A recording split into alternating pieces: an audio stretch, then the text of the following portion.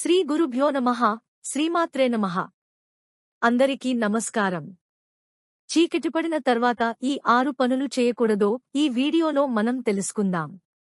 ఈ వీడియో నచ్చితే వీడియోకి ఒక లైక్ వేసి మీ ఫ్రెండ్స్కి షేర్ చేయండి. అలాగే జై శ్రీకృష్ణ అని ఒక చిన్న కామెంట్ చేయండి. చీకటిపడిన తరువాత ఈ 6 పనులు చేయకూడదు. దరిద్రం పడుతుంది. పేదరికం అనుభవిస్తారు. లక్ష్మీదేవి అనుగ్రహాన్ని కోల్పోతారని శాస్త్రాలు చెప్తున్నాయి.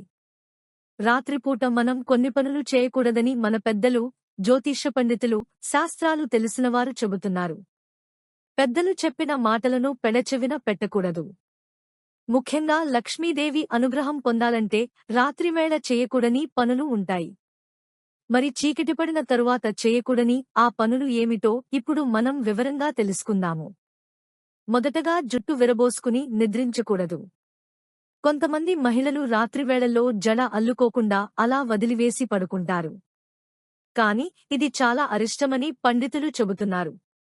జుట్టు విరబోసుకుని నిద్రించుట అశుభానికి సంకేతం. చీకటిపడిన తరువాత జుట్టు విరబోసుకుని నిద్రిస్తే దుష్టశక్తులు ఆవహిస్తాయి. లక్ష్మీదేవి అనుగ్రహం తగ్గిపోతుంది. దరిద్రం పడుతుంది. పేదరికంలో పడిపోతారు.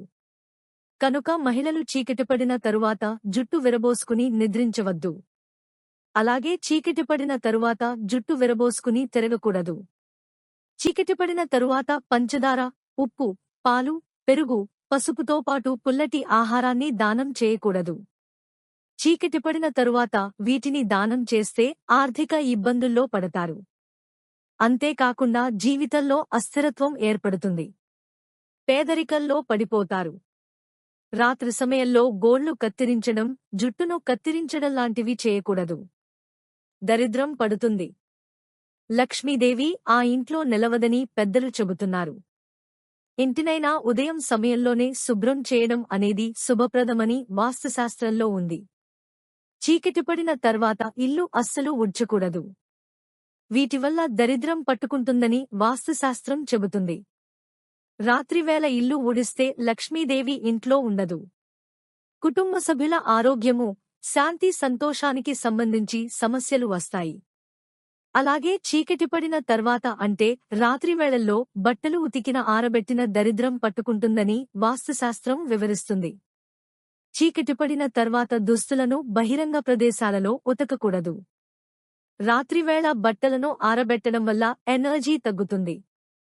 సంసారంలో అశాంతి తలెత్తుతుంది. పగటివేళ ఆరబెట్టడం, ఉతకడం చేయటం వల్ల సానుకూల శక్తి వస్తుంది. సూర్యరశ్మి వల్ల హానికర బ్యాక్టీరియా ఉంటే అది చనిపోతుంది. అదే రాత్రివేళల్లో ఉతికి ఆరేస్తే సూర్యరశ్మి ఉండదు కనుక బ్యాక్టీరియా చావదు. తద్వారా అనారోగ్య సమస్యలు వస్తాయి. ఇక ఇప్పుడు రాత్రి అన్నం తిన్న తర్వాత చేయకూడని పనులు ఏమిటో కూడా ఈ వీడియోలో తెలుసుకుందాం. లక్ష్మీదేవి అనుగ్రహం కావాలని ప్రతి ఒక్కరు కూడా కోరుకుంటూ ఉంటారు. శ్రీ మహాలక్ష్మి ధనానికి సంకేతం. ధనం అంటే సొమ్ము మాత్రమే కాదని అందరూ గ్రహించాలి. ధైర్యము, శౌర్యం, విద్య, జ్ఞానం, వివేకం మొదలైనవన్నీ కూడా ఐశ్వర్యాలే. శ్రీ మహాలక్ష్మి మహాతల్లి అత్యంత దయామయరాలు. మహోన్నతమైన ఓర్పుగలది. అందువలనే ఆ అమ్మవారే భూదేవి అంశలో ఈ జగత్తు మొత్తాన్ని భరిస్తున్నది.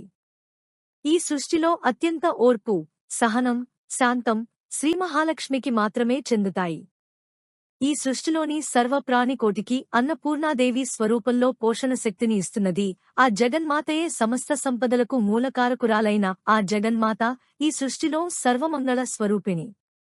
రాత్రి అన్నం తిన్న తర్వాత ఆడవారు చేయకూడని మొట్టమొదటి పని ఏమిటి అంటే తిన్న పాత్రలను శుభ్రం చేయకుండా పడుకోకూడదు.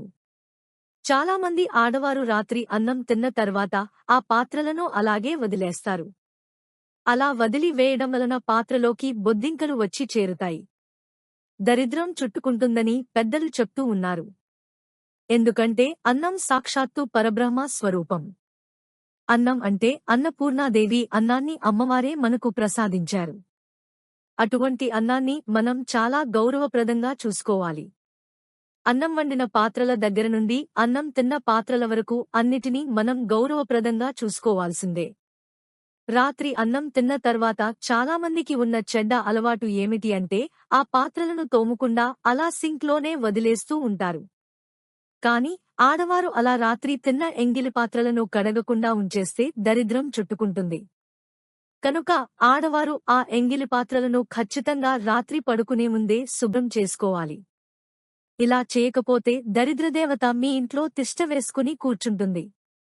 దరిద్రాన్ని కుమ్మరిస్తుంది. లక్ష్మీదేవి మీ ఇంట్లో అస్సలు నిలబడదు.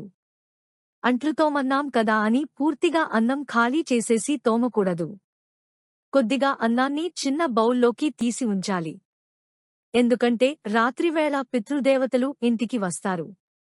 అలా వచ్చిన వారికి అన్నం కనిపించకపోతే ఆకలితోనే వెళ్ళిపోతారు, శపిస్తారు. అదే అన్నం ఉందనుకోండి. ఆ అన్నాన్ని చూసి సంతోషించి మీకు ఎప్పుడూ అన్నానికి లోటు లేకుండా సుఖసంతోషాలతో ఉండాలని దీవించి వెళ్తారు. కనుక కొద్దిగా అన్నాన్ని మిగిల్చి మిగిలిన పాత్రలు అన్నిటిని కూడా శుభ్రం చేసేసుకోవాలి. పాత్రలను శుభ్రం చేయకుండా అలాగే వదిలేస్తే బొద్దింకలు వస్తాయి. బొద్దింకలు వస్తే ఆ వెంటే దరిద్రదేవత కూడా వస్తుంది. కాబట్టి ఆడవాళ్లు రాత్రి తినేసిన తరువాత పాత్రలు అన్నిటినీ కూడా కడిగిన అప్పుడు నిద్రపోవాలి.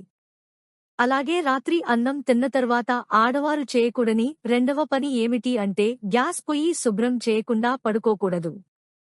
గ్యాస్ పొయ్యి మీద ఏమైనా కూరమరకలు, పాలు పొంగినప్పుడు ఏర్పడే మరకలు ఉంటే ఆ మరకలు తుడిచి వేయాలి. వంటగట్టు మీద గ్యాస్ పొయ్యి కింద ఉన్న చెత్తను, అన్నం మెతుకులను తుడవండి చాలు. కుదిరిన వారు గ్యాస్ పొయ్యి కింద ముగ్గు పెట్టండి. ఆడవాళ్లు రాత్రి పడుకునే ముందు ఇలా గ్యాస్ పొయ్యి శుభ్రం చేస్తే లక్ష్మీదేవి ఎల్లవేళలా మీ ఇంట్లోనే ఉంటుంది. అదే ఈ పని చేయకపోతే లక్ష్మీదేవి మీ ఇంట్లో అస్సలు నిలబడదు. అన్నం పరబ్రహ్మ స్వరూపం. మన ఆకలి తీర్చే అన్నం దైవంతో సమానం. అన్నం కాలి కింద పడినా వెంటనే మొక్కుతాం. అలాంటిది అన్నం తిన్న తర్వాత మనకు తెలియకుండానే చేసే పొరపాట్లు మనకు దరిద్రాన్ని కలిగిస్తాయి. ఆ పొరపాట్లు ఏంటో తెలుసుకుని ఇకపై ఆ పొరపాట్లను చేయకండి. అన్నం తిన్న వెంటనే కంచంలో చేతులు కడుగుకోకూడదు. తిన్న తర్వాత పక్కకెళ్లి చేతులు బయట కడగాలి తప్ప కంచంలో కడగడం వల్ల దరిద్రాన్ని కలిగిస్తుంది. చాలామంది తిన్న వెంటనే కంచం ముందు నుండి లేచే అలవాటు ఉండదు. ఇది దరిద్రానికి సంకేతం. కాబట్టి తిన్న వెంటనే కంచం ముందు నుండి లేవాలి. తినడం పూర్తవగానే పళ్లల్లో ఇరుక్కున్న ఆహారాన్ని పిన్నీసుపెట్టో, పుల్లపెట్టో తీస్తుంటారు. అలా కాకుండా నీటితో పుక్కిలించాలి. నాలుగవ తప్పిదం ఏంటంటే చాలామంది అన్నం తినగానే ఒళ్ళు విరుచుకోవడం చేస్తుంటారు. ఇది పరమదరిద్రానికి హేతువు. ఒళ్ళు విరుచుకోవడం లేదంటే తినగానే పడుకోవడం కూడా సరియైన పద్ధతి కాదు. భోజనం ముగించగానే చాలామంది చేతులు కడుక్కుని తడి చేతుల్ని విదిలిస్తుంటారు. అలా విదల్చడం చేయకూడదు. ఇది దరిద్రానికి హేతువు. ఇకపై అన్నం తినగానే ఈ 5 పనులను చేయకండి. మా వీడియోస్ చూసినందుకు ధన్యవాదములు. దయచేసి మా ఛానల్ని లైక్ చేసి సబ్స్క్రైబ్ చేసుకుని మమ్మల్ని సపోర్ట్ చేయండి.